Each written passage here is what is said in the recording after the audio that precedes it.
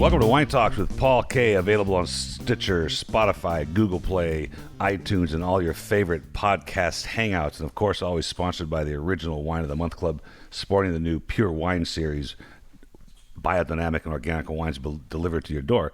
And actually, speaking of organic wines, we have a fascinating guest in today. This is Filipe Martin. But you said Filipe Martin, but it's actually, according to your card, Filipe Martin Cabezon. Okay, that is right. But That's right. Yeah, it's right. Because you know that in Spain we use the two surname, Oh, father you do? and mother. Cabezon is the surname of my mom-in-law. But do you know what's mean Cabezon? No. Cabezon means a strong mind, strong head. Strong. Wait a minute. When we were talking inside the studio, you said it meant big head, and I didn't want. Okay. It says that's your mother. That's your mother's maiden name. It's my mother. Maiden name, the surname. So. Yeah. We can't call it big head then, so it has to be strong-willed. Strong-willed, yeah. Yes. And a person that is very, when they like to follow the dreams, they used to follow every day, very consistent, in a very consistent way. Oh wow! Because my mom's the same way. Okay. Yeah, she's pretty strong-willed, and she's 93 now, and she'll argue with you till no end, right? So it's great. Well, so that's interesting. I didn't know that about the Spanish culture, that you put both names like that. So what I think is fascinating, we had a great conversation off then. The wines, some of the best wines, if not the best Spanish Tempranillo wines I've tasted. And I'm not that familiar, and I'm glad. I want to talk about the Ribera del Duero with you. I want to talk about Tinto Figuero, but I have more of a family interest in this, because you work with your father-in-law. Yes, I work with my father-in-law, and I work with my two brothers-in-law. Yeah, which means you work with your brother-in-law too. That's pretty good. It's pretty good, and it's very interesting for us, because the three of us and myself, we can be complementary. Yes. Oh, really? Previous good. to start with the wine business, we used to work in different companies, and then we were very well trained how to manage different situations that usually you will find in the family business. Yes. And this is the only point that is different, because we try to be as professional as we can, and then we try to manage the issues with the professional way than with the emotional way. Then with the family, which is hard. We just built this office that you're in, and I deliberately built a door between my wife's office and my office. Okay. So now she can walk in anytime she feels like it, and vice versa, of course, right? I'm not sure that was a really good idea. So I'm starting to find that out. We've only been here for 2 weeks, so we're starting to find that. But so tell me about, though, the family. The winery is relatively new. It's a 2001, meaning probably in the world of Spanish wineries making wine, it's probably rather young.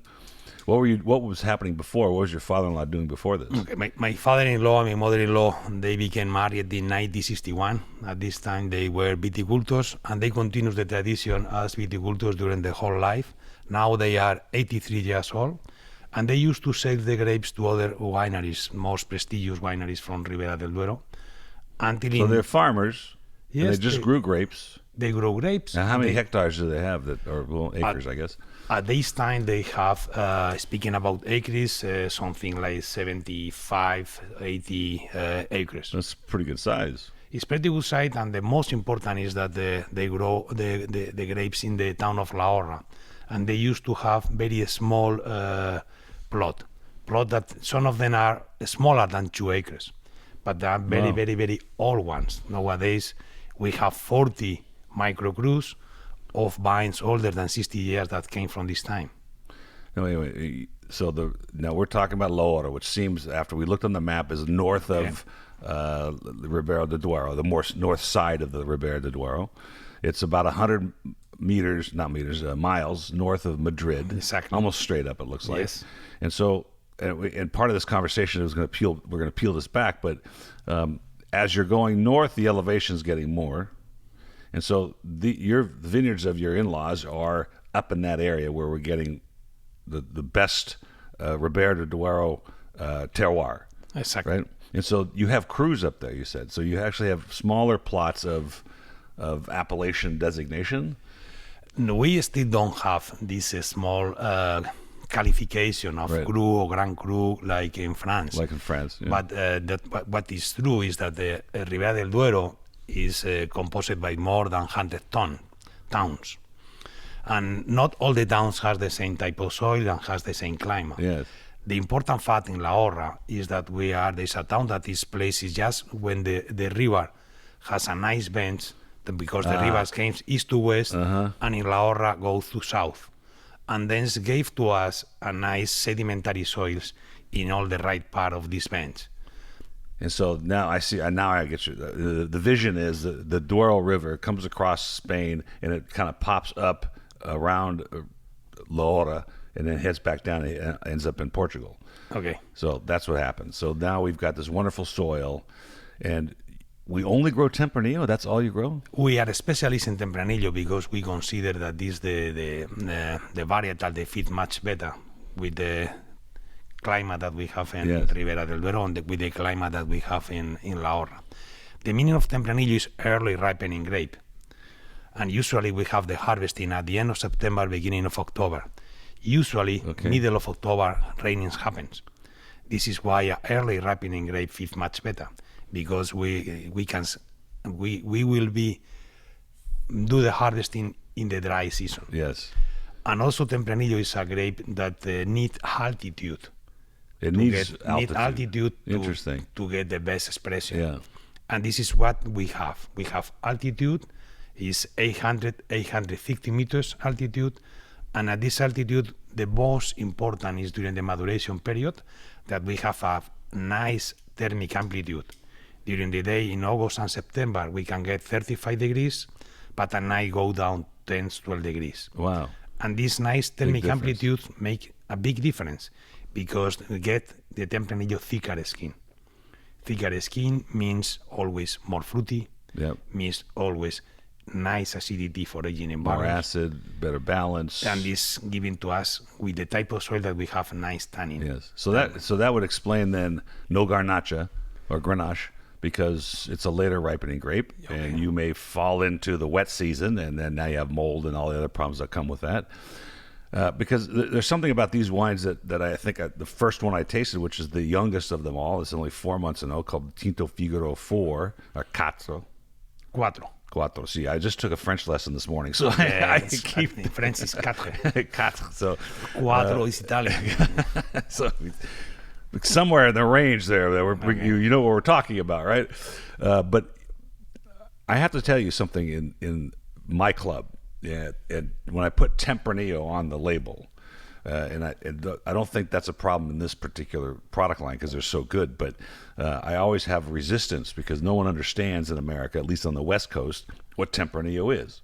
And what you've produced here, for me, is a very well-expressed version. And along the line, going from 4 months, 12 months to 15 months in oak and then the old vines, you can see the value of Tempranillo's ability to accept oak and the terroir changes and the vine age changes. And I have not experienced that in 30 years, being able to taste sort of a vertical of Tempranillo from one place. So is this, besides the oak aging, what happens from the 4 to the 12 to the 15? What's happened is that as we are specialists on Tempranillo, we need to work a little bit different. We need to look forward the terroir. Mm-hmm. This is why we split the town of La Horra in 10 different zones, and to get the knowledge of this, how the expression of the Tempranillos in these different zones, we make a small vinification, and then we can make the right blend of the right I see. So you 10 different 10 different zones. Like plots. We are running 110 plot. Yeah, oh, really? Yes, but we split in 10 different zones. I see. Okay. Then the fruit of the zonification is what we can present here. Figuero 4 is not only that, it's also that we use the youngest vine. The youngest vine is giving to us a little bit more fruitness. And for Figuero 12, we use the average 40 years old vines. As old is the vines, as lower is the yield, more concentration you will get. And another nice point for our wines is that it's dry cultivation. Oh, it is dry farmed. It's dry farm because the soils mainly has clay and silt. So When how you have- far down the? Okay, so I want to stop you just a second. So we don't use any water, not even in the beginning. If you first Not even at the beginning. saplings, okay. So you Yes, put the vines in the ground, pure and dry cultivation. and now they're going where to find the water? How deep are they going? Yes, because we have the soil that we have, is sedimentary soil, is very deep. Mm-hmm. We have more than 100 meters of soil and probably more than 1 kilometer of soil. Then the root are looking for water. Yes. And this is really important for us because it's not only looking for water, it's also looking for other type of minerals. Then the plants, they feed with more complexity that if only is horizontal root system. Our root system is vertical. And we can find root until 10 or 12 meters deep. 10 meters. Yeah. Wow, that's 30-something plus feet. Yeah. And now they're out there looking for minerals, and that's where we get and because it's, like I said, the terroir representation of this, because Tempranillo is a pretty hardy grape, but it's pretty, pretty firm, right? And for it to express the terroir is fascinating to me because I don't see that very often here, and this has been a great experience for me to taste these wines and do that. But you mentioned something when we were off camera, and you talked about the Burgundian methodologies of plot selection based on the soil. Okay. And it sounds like either you're doing that now or you're looking to do that in other parts of Loira. What we did, just to understand much better the terroir that we have, first, when the appellation happens in 1982, they gave to us some rules and some quality norm based on the aging in barrels. This is what we have. So the Figuero DOC 4, rules. Yeah, DOC rules 12 and 15 are following the Crianza Reserva concept from the appellation. But apart from that we consider that was nice in this the beginning of the appellations, now we consider that the most important is to be focused on the different qualities that we have in the different plot. This is why we use the Burgundy concept, and this is why we are doing all this small vinification, all the vinification with some specific plot. And thanks to this research, we have the Viñas Viejas, that is coming from the plot that we have from the west part of La Horra. Or we have Figuero Noble, that is a single plot. The single plot from which we make Noble is a little bit special because it's a highest altitude and it's the only plot in which we can find a little bit of limestone. Mm-hmm. It's 20% limestone, when in the others we only have clay or silt or sandy soils. So that's, and this is that comment I made when we were tasting. I get to the 4, wonderful wine, great entry level. 12, a little more sophisticated, a little more balanced, a little more oak.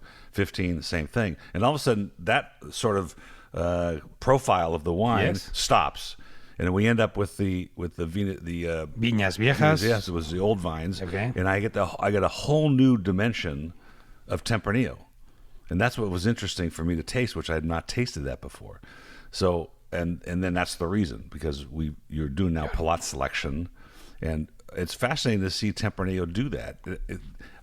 Grenache can do it, but this are probably the most sophisticated Tempranillos I've tasted, domestic or otherwise. And I do a lot of business with a winery up north that grows a lot of Tempranillo. Totally different wine than what you're featuring here. You were just back from China. Yes, we just arrived a week ago from China. I find that, the Chinese market, I've only done business in China once, okay? And I lost money. And so I don't do it anymore because I can lose money here. I don't need to lose it over there.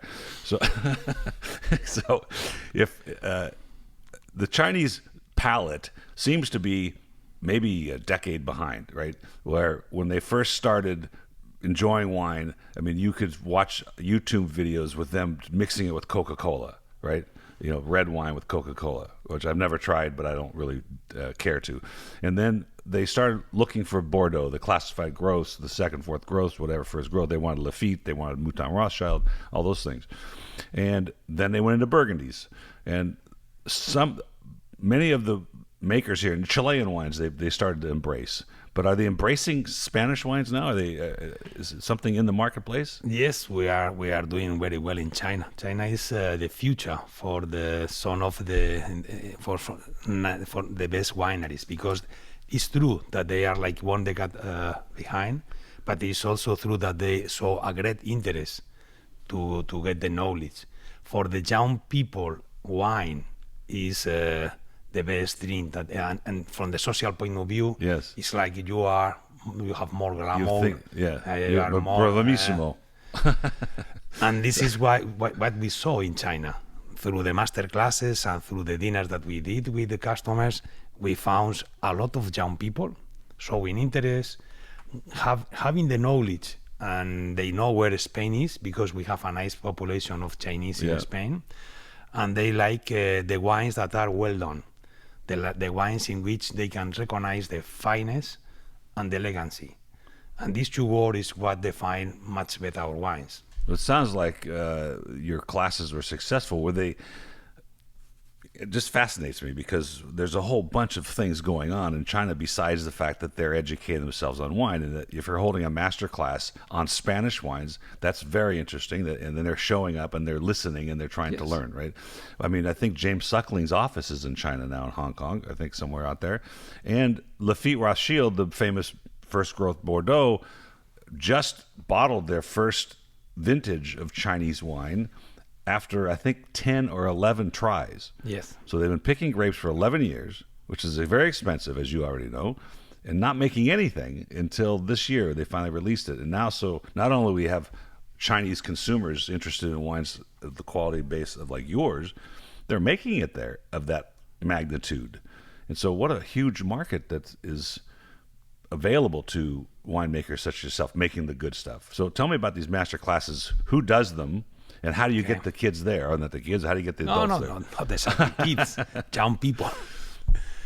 The master classes was conducted by the first Spanish master of wine, Pedro Ballesteros.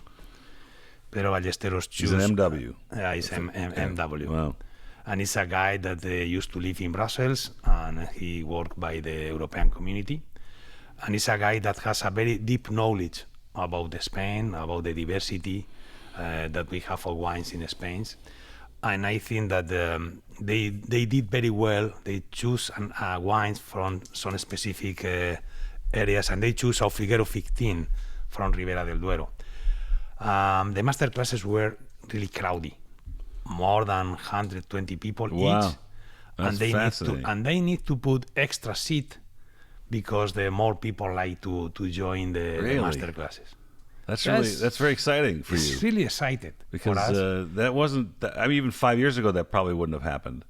But now we are seeing more and more people like to learn more. Yeah, they like to know much better why Tempranillo wines taste, or why Garnacha or why Graciano taste, and they are slowly. It's like they are on the learning curve.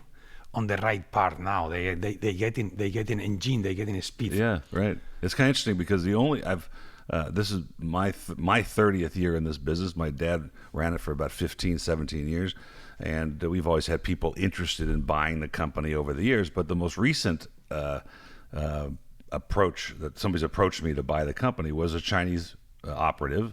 He lives in Los Angeles. He had a beautiful home. I went to his house. We had coffee, and his main purpose was not only to have a company in America that can buy and sell wine, but he wanted me to go to China and open wine bars for him. So like, I'll buy your company, and then I want you to go to China and help us open wine bars. I'm like, yeah, okay, I can do that. But that was the end of the conversation. We never get any further than that. There's an interesting book called The Third Plate. And it's by a chef named Dan Barber out of New York. He's sort of the author of Farm to Table Food. And part of the conversation he talks about the Iberian pigs, and the quality of the meat is coming from the terroir of the area and the acorns or whatever else they're eating. The type of farming that your in-laws did before they started making wine, was it organic, or what's the setup for that? My father-in-law, as viticultors, they try to use as natural, to be as natural as possible. This is what we can call today sustainable. Yeah. Sustainable. Sustainable, yeah. What we did some years ago is just to start doing organic. But our aim is to every year to get the best quality in the grapes. And then you can use different techniques. Now we are doing that through organic, but in the future we don't know if the climate change or not. The idea for us is that we need to be adapted to get the best quality grapes. So that's interesting. So have you felt the effects?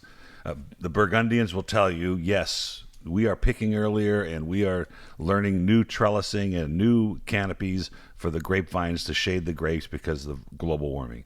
The Bordelais, not as much, but there is a little bit. I do find many, many more organic and biodynamic wines from the part of France in Bordeaux than I do in Burgundy. It's much tougher. But your philosophy, you're not certified organic necessarily, but you farm organically. And, yes. And that is purely for the philosophy of creating the best wine you can make, given what the soil and the weather gives you. Has there been any pressure from the climate change in that part of Europe? In the area where we are, yes. As we are highest altitude, not yet. Yes. This is true. That looks like at least all of us, we have a very recent memories. Yes. And then when from the recent memories, you say, okay, probably we are picking up a little bit earlier. When you go back to the last 30 years, that you can see where we picking up grapes, it's not very clear.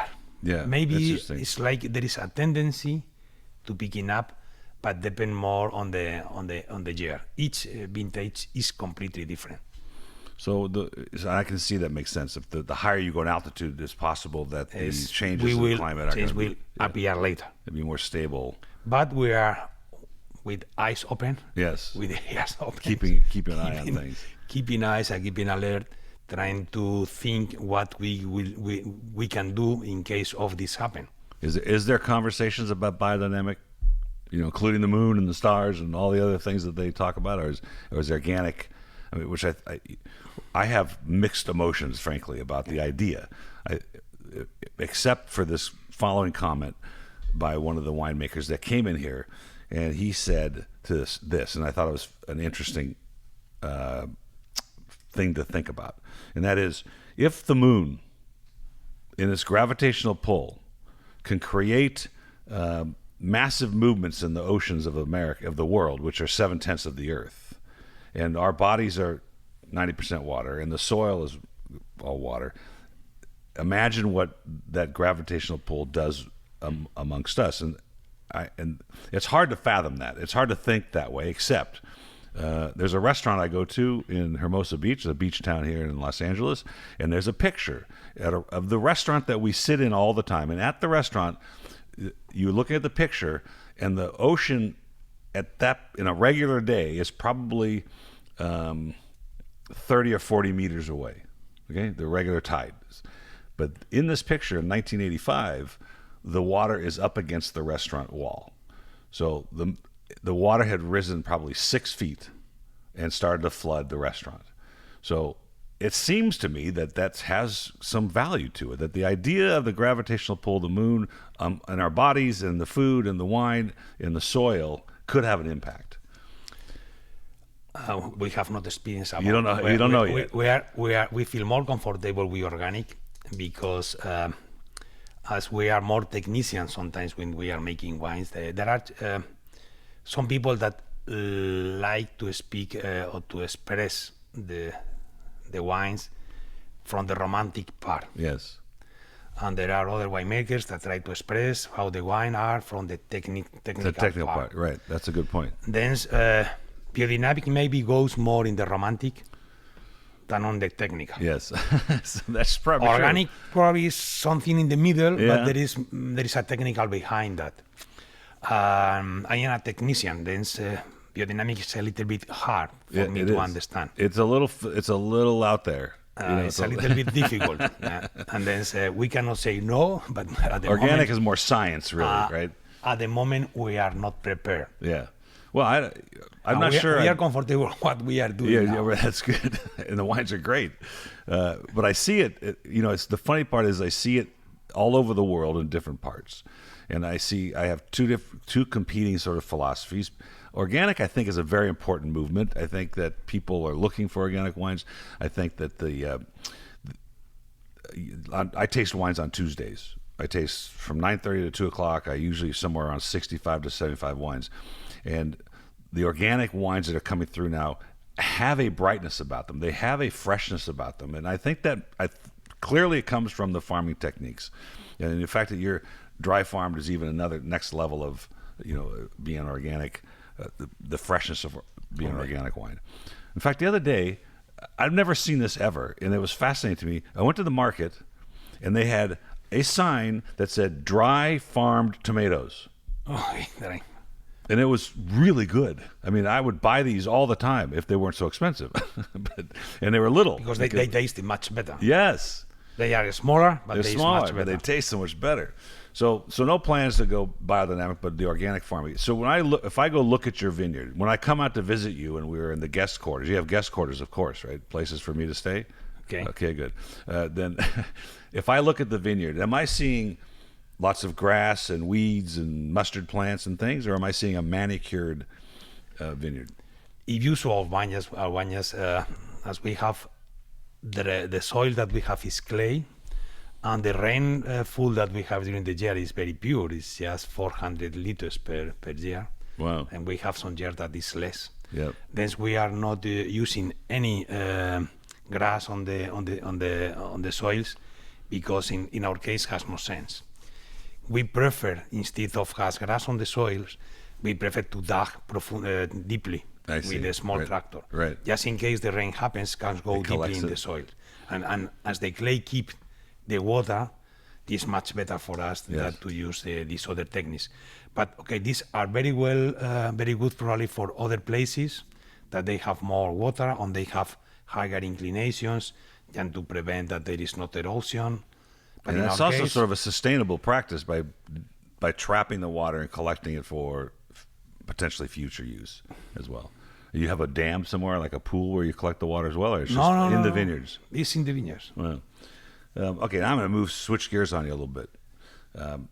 You brought to the family, because you weren't in the wine business before, because you were in the baby food business. Yes, I was. Okay, I've never spoken with anybody. And your daughter's here, and she looks very healthy and smiling. So the baby food must have been good. But tell me what you did there, and what you were able to bring from that experience to the winery. What I did there, I was the production director. I was involved in the factory. I was involved in everything from quality, productions, techniques, and what I learned from that. The first that I learned from that is that the baby food industry is one of the most strict, very strict in all the norms. And then I learned from that microbiology is important. I learned from that all the heavy metals are important, and now it's becoming an issue here. I was going to bring that up. I learned from that that GMO is important. That means what I learned from that is that when you are feeding a baby, is the more critical consumer that you can have. Yes. And then you need to respect all the norms, and you need to take more care.